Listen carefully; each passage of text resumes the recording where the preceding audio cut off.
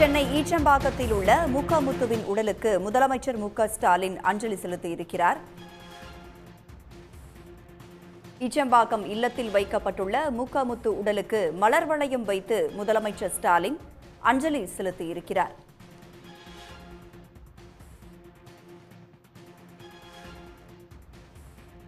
கூடுதல் விவரங்களோடு அன்புச்செல்வன் நம்மோடு இணைந்திருக்கிறார். விவரங்கள் அன்புச்செல்வன்.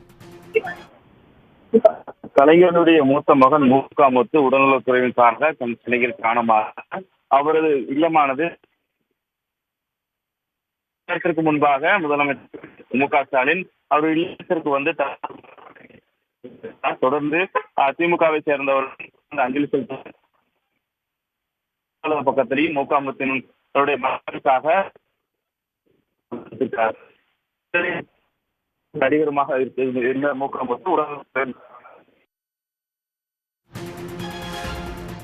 சென்னை ஈச்சம்பாக்கத்தில் உள்ள இல்லத்தில் முத்து உடல் அஞ்சலிக்காக வைக்கப்பட்டுள்ளது.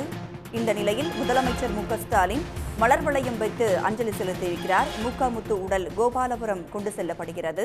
1970ஆம் ஆண்டு தமிழ் திரையுலகில் கதாநாயகனாக முத்து அறிமுகமானார்.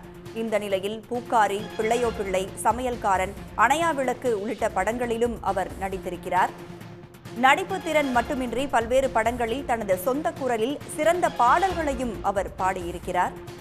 கூடுதல் விவரங்களோடு நமது செய்தியாளர் விஷ்ணு நம்மோடு இணைந்திருக்கிறார். விஷ்ணு, தற்பொழுது ஈச்சம்பாக்கத்தில் உள்ள முத்துவின் உடலுக்கு முதலமைச்சர் ஸ்டாலின் அஞ்சலி செலுத்தி இருக்கிறார். முதலமைச்சர் கூட திமுக நிர்வாகிகள் வேறு யாரெல்லாம் அங்க வந்திருக்காங்க அஞ்சலி செலுத்துவதற்காக? நிச்சயமாக மறைந்த முதலமைச்சர் கருணாநிதியின் மகன் முத்து உடல்நலக்குறைவு மற்றும் வயது மூப்பு காரணமாக இன்று காலை உயிரிழந்திருக்கிறார். நிலையில் தமிழ்நாடு முதலமைச்சரும் முத்துவின் சகோதரருமான முதலமைச்சர் ஸ்டாலின் தற்பொழுது ஈஞ்சம்பாக்கத்தில் இருக்கக்கூடிய இந்த முத்துவின் இல்லத்திற்கு நேரடியாக வருகை தந்து தற்பொழுது இந்த அஞ்சலி என்பதை செலுத்தி வருகிறார். இந்த நிலையில் முத்துவை பொறுத்த வரைக்கும் 1970களில் இருந்து தமிழ் சினிமாவில் நாயகனாக நடித்து வந்தார். கிட்டத்தட்ட ஒரு 5க்கும் மேற்பட்ட திரைப்படங்களில் அவர் நடித்து தன்னுடைய தமிழ் சினிமாவில் தொடர்ந்து நடிகராக பயணித்து வந்தார்.